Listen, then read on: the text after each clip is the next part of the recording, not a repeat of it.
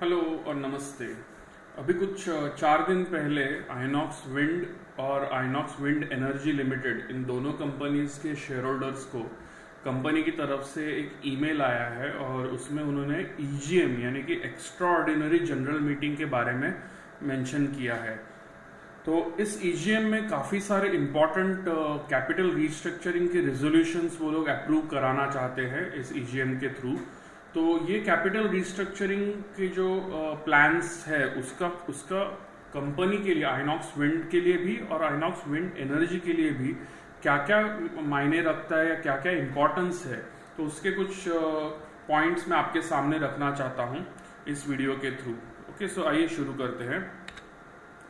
सबसे पहला पॉइंट यही है कि दोनों कंपनीज के ईजीएम जो है वो 29 अक्टूबर को शेड्यूल किए गए हैं और सारे पॉइंट्स अगर आप देखें तो मेजरली आइनॉक्स विंड के लिए ही ज़्यादा मैटर करता है। INOX wind energy being a parent of INOX wind, उनके लिए इनडायरेक्ट उसका इम्पोर्टेंस है और पेरेंट कंपनी की इसमें डेफिनेटली इन्वॉल्वमेंट है। तो आइनॉक्स विंड के लिए क्या क्या ज़्यादा इम्पोर्टेंट पॉइंट्स है वो अभी हम देखेंगे इस ईजीएम के जो रेजोल्यूशन है उसमें। सबसे पहला पॉइंट उन्होंने दिया है कि उनका ऑथोराइज कैपिटल आइनॉक्स विंड लिमिटेड का वो लोग बढ़ा रहे हैं।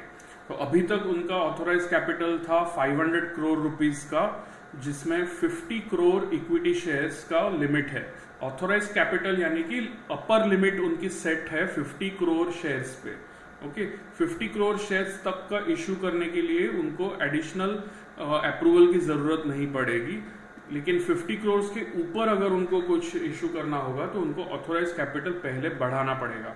तो यहाँ पे वो लोग ऑथोराइज कैपिटल बढ़ा रहे हैं, 500 करोड़ रुपीस से बढ़ा के 1600 करोड़ कर रहे हैं। तो इतना बड़ा जंप जो है वो 1100 करोड़ का जो एडिशनल जंप हम लोग देख रहे हैं वो क्यों हो रहा है? बेसिकली इक्विटी शेयर्स के लिए नहीं। इक्विटी शेयर्स के लिए उनको जो 50 करोड़ शेयर्स या 500 करोड़ रुपीस का जो लिमिट था वो सफिशिएंट था, लेकिन जो एडिशनल 1100 करोड़ की जो लिमिट आ रही है वो बेसिकली उनको प्रेफरेंस शेयर्स अलॉट करने हैं प्रमोटर एंटिटी को, जिसमें आइनॉक्स विंड एनर्जी लिमिटेड भी है। तो प्रमोटर एंटिटीज को वो लोग 110 crore up to 110 crore preference shares allot करना चाहते हैं। क्यों और कैसे अभी अगले स्लाइड में देखेंगे। उस 110 करोड़ में से पहला 100 करोड़ शेयर्स प्रेफरेंस शेयर्स का जो लॉट है वो आइनॉक्स विंड एनर्जी को जाएगा। उन्होंने अपर लिमिट बोली है 100 करोड़ की, लेकिन मेरे ख्याल से ऑलमोस्ट फुल्ली यूटिलाइज हो जाएगा या मेजरली यूटिलाइज हो जाएगा उसमें से। और ये जो 100 करोड़ प्रेफरेंस शेयर्स अलॉट होने वाले हैं आइनॉक्स विंड एनर्जी लिमिटेड को, तो वो बेसिकली उन्होंने अभी तक पिछले कुछ सालों में, स्पेशली जो डिफिकल्ट पीरियड आइनॉक्स विंड के लिए गया है पिछले 3-4 सालों में, तो उस दौरान जो भी उनको एडवांसेस मिले हैं प्रमोटर एंटिटीज से या फिर इंटर कॉर्पोरेट डिपॉजिट्स के थ्रू फंड्स मिले हैं या उन सब चीज़ों पे एडवांसेस और आईसीडीज पे जो भी इंटरेस्ट ड्यूज बनते थे, तो वो सब के अगेंस्ट बेसिकली वो लोग प्रेफरेंस शेयर्स अलॉट कर रहे हैं। यानी कि एडवांसेस, आईसीडीज और इंटरेस्ट ड्यूज जो अभी तक पाइलअप हुए, ये सब चीज़ें वाइप आउट हो जाएंगी और उसके अगेंस्ट वो लोग बेसिकली ये प्रेफरेंस शेयर्स अलॉट करने वाले हैं।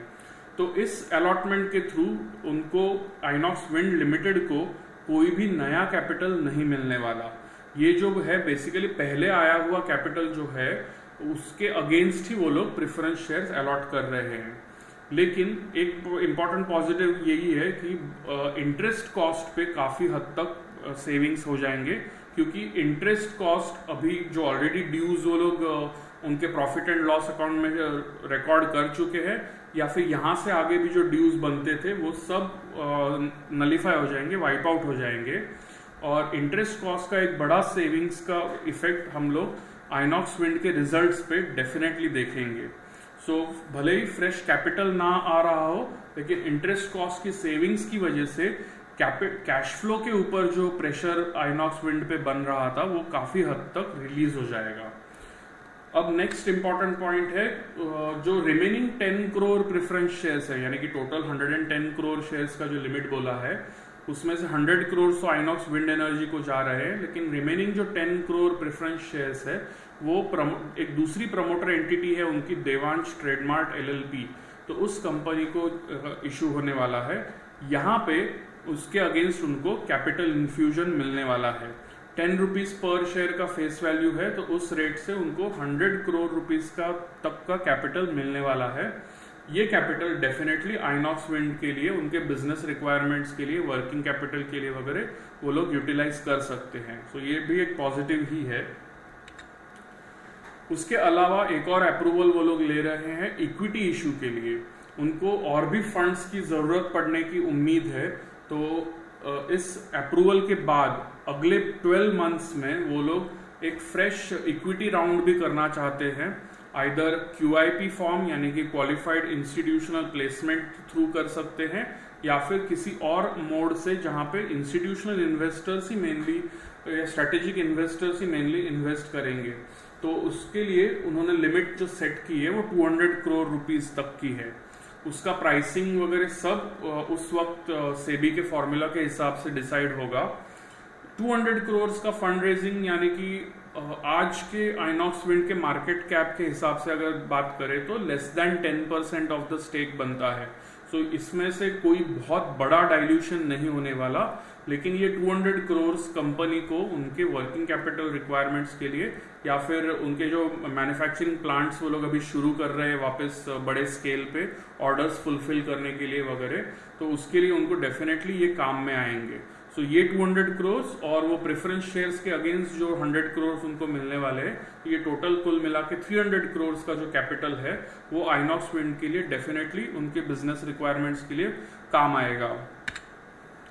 इसके अलावा कुछ इंपॉर्टेंट और रिस्ट्रक्चरिंग प्लान्स उन्होंने अनाउंस किए हैं उनकी एक सब्सिडियरी कंपनी के लिए, INOX wind infrastructure services limited. इस कंपनी के बारे में हमने कई बार कंपनी के मैनेजमेंट के थ्रू सुना है कि ये कंपनी अभी तक जो EPC कॉन्ट्रैक्ट्स और O&M यानी कि ऑपरेशंस एंड मेंटेनेंस का जो काम है वो हैंडल कर रहे थे। सो EPC मतलब बेसिकली जो भी विंड टर्बाइंस आइनॉक्स विंड बनाती है तो वो क्लाइंट को उनके साइट पे अगर सेटअप करके देना है तो ये EPC कॉन्ट्रैक्ट के थ्रू होता था। और O&M मतलब एक बार विंड टर्बाइन सेटअप हो जाती है और ऑपरेशनलाइज हो जाती है तो उसके बाद उसका ऑपरेशंस एंड मेंटेनेंस का जो कॉन्ट्रैक्ट आता है, रेगुलर मेंटेनेंस की जो जरूरत पड़ेगी, तो O&M कॉन्ट्रैक्ट भी IWISL हैंडल कर रहा था। तो ये दोनों बिजनेस एक्टिविटीज IWISL अभी तक हैंडल कर रहे थे और इस कंपनी के ऊपर भी काफी हद तक कैश फ्लो का प्रेशर है, तो वो भी अभी इस रिस्ट्रक्चरिंग प्लान के थ्रू वो लोग कम करना चाहते हैं। कैसे, अब देखते हैं। IWISL को आइनॉक्स विंड ने, क्योंकि आइनॉक्स विंड IWISL की पेरेंट कंपनी है, तो अभी तक उन्होंने काफ़ी सारे एडवांसेस दिए थे उनके बिजनेस एक्टिविटीज़ के लिए। उसके अलावा आइनॉक्स विंड ने जो भी विंड टर्बाइंस या कुछ और इक्विपमेंट जो सप्लाई किया था IWISL को, तो वो सब इक्विपमेंट के अगेंस्ट भी जो ड्यूज बनते थे, तो उस सारे ड्यूज और एडवांसेस के अगेंस्ट अभी IWISL आइनॉक्स विंड को इक्विटी शेयर्स और प्रेफरेंस शेयर्स का कॉम्बिनेशन अलॉट करने वाले हैं। इक्विटी शेयर्स जो है वो बेसिकली 600 करोड़ रुपीस तक के वो लोग अलॉट कर रहे हैं और 200 करोड़ के प्रेफरेंस शेयर्स भी अलॉट होने वाले हैं। सो टोटल 800 करोड़ का रिस्ट्रक्चरिंग हो रहा है, यानी कि IWISL के जो 800 करोड़ तक के जो ड्यूज आइनॉक्स विंड को बनते थे वो इसमें से वाइप आउट हो जाएंगे और उसके अगेंस्ट इक्विटी शेयर्स और प्रेफरेंस शेयर्स आइनॉक्स विंड को मिल जाएंगे। फिर से प्रेफरेंस शेयर्स और इक्विटी शेयर्स के थ्रू आइनॉक्स विंड का जो स्टेक है IWISL में वो बढ़ने वाला है। ऑलरेडी वो लोग 90 या 95% स्टेक ओन कर रहे थे, तो इस इक्विटी शेयर्स के अलॉटमेंट की वजह से उनका स्टेक बढ़ जाएगा, मे बी 95 से भी ज़्यादा, मे बी 97 या 98% तक चला जाएगा। एक और बात उन्होंने कही है कि IWISL का जो EPC बिजनेस है वो सेपरेट आउट कर रहे हैं और वो बिजनेस आइनॉक्स विंड खरीदने वाला है। यानी कि IWISL जो है वो प्योरली O&M बिजनेस ही सिर्फ हैंडल करेगा, यानी कि ऑपरेशंस एंड मेंटेनेंस कॉन्ट्रैक्ट के ही बिजनेस वो लोग हैंडल करने वाले हैं। IWISL को ऐसा क्यों कर रहे हैं?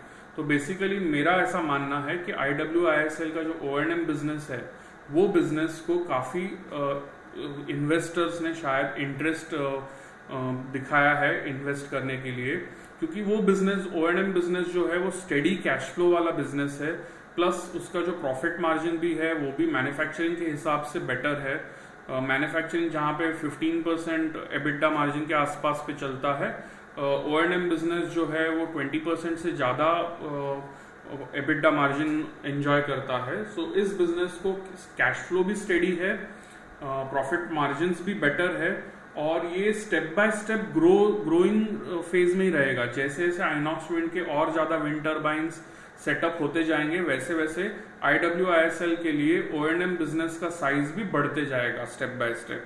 तो लॉन्ग टर्म फ्यूचर IWISL के लिए काफ़ी हेल्दी दिख रहा है और प्रेडिक्टेबल दिख रहा है। तो उस वजह से मेरे हिसाब से काफ़ी इन्वेस्टर्स उसमें इन्वेस्ट करने के लिए इंटरेस्टेड है, और इसीलिए हो सकता है कि वो EPC बिजनेस वो लोग उसमें से निकाल के आइनॉक्स विंड में शिफ्ट कर रहे हैं, और IWISL जो है वो प्योरली O&M बिजनेस ही हैंडल करेगा। हो सकता है अगले 1 या 2 सालों में हम उसके बाद उसके जो इन्वेस्टमेंट उसमें जो इन्वेस्टमेंट मैं एक्सपेक्ट कर रहा हूँ उसके बारे में कुछ अनाउंसमेंट सुने, मे बी IPO के थ्रू, मे बी कुछ स्ट्रैटेजिक इन्वेस्टर उसमें स्टेक खरीद ले, लेकिन कुछ ना कुछ अनाउंसमेंट हो सकता है अगले 1 या 2 सालों में उसके ऊपर हम लोग सुनेंगे। फाइनली कुछ इंपॉर्टेंट पॉइंट्स मैंने आपके सामने यहाँ पे रखे, ऑलरेडी काफ़ी सारी बातें मैं बता चुका हूँ।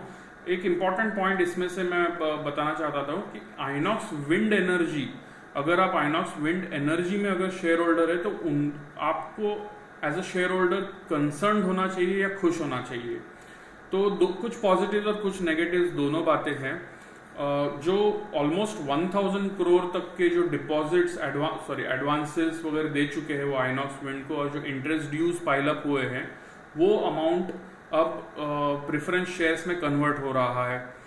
तो इसके ऊपर का जो इंटरेस्ट है जो अभी तक आना बनता था लेकिन आ नहीं रहा था, लेकिन एटलीस्ट ड्यूज बन रहे थे, तो वो इंटरेस्ट यहाँ से अभी ड्यूज में भी नहीं आएंगे। ओके, सो वो cash flow INOX wind energy के लिए बंद होने वाला है। लेकिन इस प्रेफरेंस शेयर्स के ऊपर एक तरीके से उनको कमाई हो सकती है, और वो है डिविडेंड्स के थ्रू। अगर आइनॉक्स विंड एक हेल्दी प्रॉफिटेबिलिटी तक के लेवल पे पहुंच जाता है, इमीडिएट फ्यूचर में तो नहीं है, लेकिन मतलब अगले 6 महीने में हम लोग एक्सपेक्ट नहीं कर सकते बहुत प्रॉफिटेबिलिटी दिखे, लेकिन हो सकता है अगले 1 या 1.5 साल बाद कुछ decent profitability Inox Wind report करे उनके प्रॉफिट एंड लॉस अकाउंट में एनुअली या क्वार्टरली बेसिस पे। तो उस वक्त 1 या 1.5 साल बाद हो सकता है आइनॉक्स विंड डिविडेंड डिक्लेयर करने की हालत में हो, और उस वक्त उन्होंने ये जो प्रेफरेंस शेयर्स वो लोग इशू कर रहे हैं आइनॉक्स विंड एनर्जी को, तो इस प्रेफरेंस शेयर्स को भी उनको डिविडेंड देना पड़ेगा। जो भी शेयर डिविडेंड वो लोग इक्विटी शेयर होल्डर्स को डिक्लेयर करेंगे, भले ही वो 50 पैसे पर शेयर हो या 1 रुपी पर शेयर हो या 2 रुपीज पर शेयर हो, जो भी हो, तो वही डिविडेंड जो है वो उनको प्रेफरेंस शेयर्स के शेयर होल्डर्स को भी देना पड़ेगा। तो उस तरीके से आइनॉक्स विंड एनर्जी को एक हेल्दी इनकम हो सकती है। याद रखिए वो हेल्दी क्यों है, क्योंकि अगर इवन 1 रुपी पर शेयर का डिविडेंड अगर आइनॉक्स विंड डिक्लेयर करता है 2 साल बाद या 3 साल बाद, तो 1 रुपी पर शेयर जो है वो आइनॉक्स विंड एनर्जी के लिए उनके 10 रुपीज के इन्वेस्टमेंट पे 1 रुपी मिलने वाला है, क्योंकि उनका प्रेफरेंस शेयर्स का जो प्राइस है वो 10 रुपीज ही है। 100 करोड़ प्रेफरेंस शेयर्स के अगेंस्ट 1000 करोड़ के ड्यूज ही माफ हो रहे हैं। तो उनका जो इफेक्टिव कॉस्ट प्राइस है प्रेफरेंस शेयर्स का वो 10 रुपीज ही है। सो अगर 1 रुपी का भी डिविडेंड आता है तो as a preference share holder उनको वो काफ़ी हेल्दी रिटर्न्स में कन्वर्ट होता है। तो जब तक ये प्रेफरेंस शेयर्स रिडीम नहीं होते तब तक जो भी डिविडेंड आइनॉक्स विंड डिक्लेयर करेगा वो डिविडेंड आइनॉक्स विंड एनर्जी को एंजॉय करने को मिलेगा, और वही उनका सबसे बड़ा प्लस पॉइंट हो सकता है।